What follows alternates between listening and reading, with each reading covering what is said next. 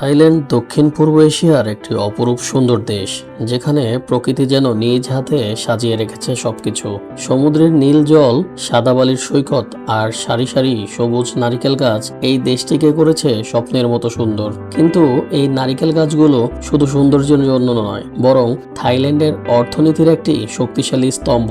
আজকে এই ভিডিওতে আমরা জানব থাইল্যান্ডের নারিকেল ব্যবসার সম্পূর্ণ গল্প, কিভাবে একটি সাধারণ ফলকে তারা বিলিয়ন ডলারের ব্যবসায় পরিণত করেছে।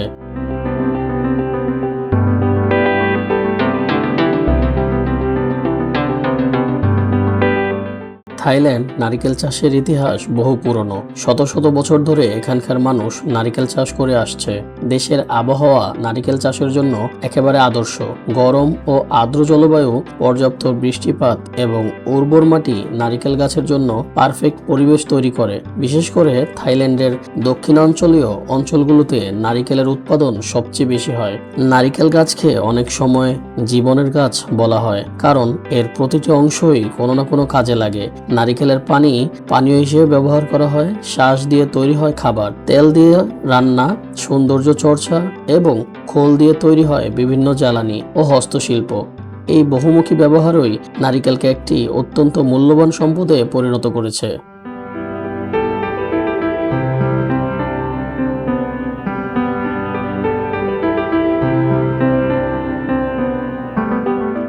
থাইল্যান্ডের সবচেয়ে জনপ্রিয় নারিকেলের ধরন হলো কাঁচা বা ইয়াং কোকোনাট। এই নারিকেলের পানি খুবই মিষ্টি এবং সতেজ, যা গরমে শরীরকে ঠান্ডা রাখতে সাহায্য করে। শুধু স্থানীয় মানুষজনই নয়, বিদেশিরাও এই পানীয়ের প্রতি খুবই আকৃষ্ট।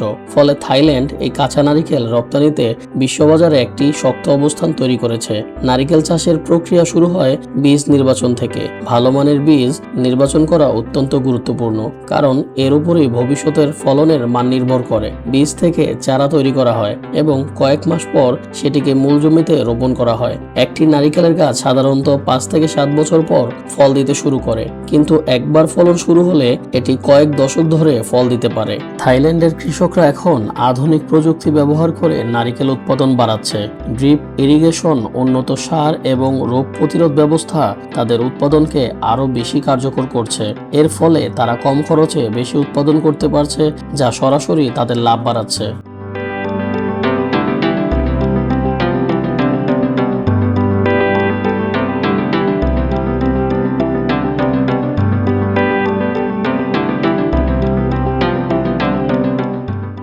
নারিকেল সংগ্রহের প্রক্রিয়াটাও খুবই মজার এবং কিছুটা অনন্য। থাইল্যান্ডের অনেক এলাকায় এখনও প্রশিক্ষিত বানর ব্যবহার করে নারিকেল গাছ থেকে ফল নামানো হয়। এই বানরগুলো খুবই দক্ষভাবে গাছে উঠে নারিকেল ছিঁড়ে নিচে ফল দেয়। যদিও বর্তমানে অনেক জায়গায় আধুনিক যন্ত্রপাতি ব্যবহার করা হচ্ছে, তবুও এই ঐতিহ্যবাহী পদ্ধতিটি এখনও বেশ জনপ্রিয়। সংগ্রহের পর নারিকেলগুলো প্রক্রিয়াজাত করা হয়। প্রথমে সেগুলো পরিষ্কার করা হয়, তারপর বিশেষভাবে কাটিং করে আকর্ষণীয় আকার দেওয়া হয়, যাতে আন্তর্জাতিক বাজারে সহজে বিক্রি করা যায়। এরপর এগুলো প্যাকেজিং করে রপ্তানির জন্য প্রস্তুত করা হয়। থাইল্যান্ডের নারিকেল শিল্প শুধু কাঁচা নারিকেলেই সীমাবদ্ধ নয়। এখান থেকে তৈরি হয় নানা ধরনের পণ্য, যেমন নারিকেল পানি, নারিকেল দুধ, নারিকেল তেল, শুকনো নারিকেল গুঁড়া ও কোকোনাট সুগার। এই পণ্যগুলো স্বাস্থ্য সচেতন মানুষের মধ্যে খুবই জনপ্রিয়, কারণ এগুলো প্রাকৃতিক এবং পুষ্টিকর। বিশেষ করে নারিকেল পানি এখন একটি প্রাকৃতিক এনার্জি ড্রিঙ্ক হিসেবে বিশ্বজুড়ে পরিচিত। এতে প্রচুর ইলেকট্রোলাইট থাকে, যা শরীরকে হাইড্রেট রাখতে সাহায্য করে। তাই অনেক মানুষ সফট ড্রিঙ্কসের পরিবর্তে নারিকেল পানি পান করতে পছন্দ করে।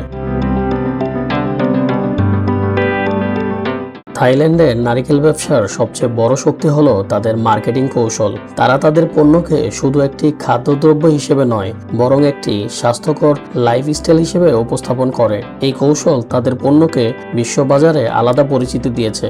রপ্তানির ক্ষেত্রে থাইল্যান্ডের প্রধান বাজার হলো চীন, যুক্তরাষ্ট্র, ইউরোপ এবং মধ্যপ্রাচ্য। এই দেশগুলোতে থাই নারিকেলের চাহিদা খুবই বেশি। বিশেষ করে চীনে কাঁচা নারিকেলের চাহিদা এত বেশি যে থাইল্যান্ডের একটি বড় অংশের উৎপাদন সেখানে রপ্তানি করা হয়। তবে এই ব্যবসায় রয়েছে কিছু চ্যালেঞ্জ। জলবায়ু পরিবর্তনের কারণে অনেক সময় উৎপাদন কমে যায়। ঝড়, বন্যা এবং রোগবালাই নারিকেল গাছের জন্য ক্ষতিকর হতে পারে। এছাড়া আন্তর্জাতিক বাজারে প্রতিযোগিতাও বাড়ছে।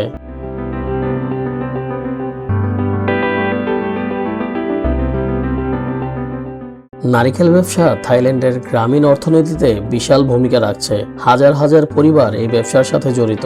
এটি তাদের আয়ের একটি প্রধান উৎস এবং তাদের জীবনযাত্রার মান উন্নত করতে সাহায্য করছে। সবশেষে বলা যায়, থাইল্যান্ডের নারিকেল ব্যবসা শুধু একটি কৃষিভিত্তিক শিল্প নয়, বরং এটি একটি সফল অর্থনৈতিক মডেল। তারা দেখিয়ে দিয়েছে সঠিক পরিকল্পনা, প্রযুক্তি এবং মার্কেটিং থাকলে একটি সাধারণ পণ্য দিয়েও বিশ্ববাজারে আধিপত্য তৈরি করা সম্ভব। ভিডিওটি ভালো লাগলে লাইক, কমেন্ট, শেয়ার করে পাশে থাকবেন। ধন্যবাদ।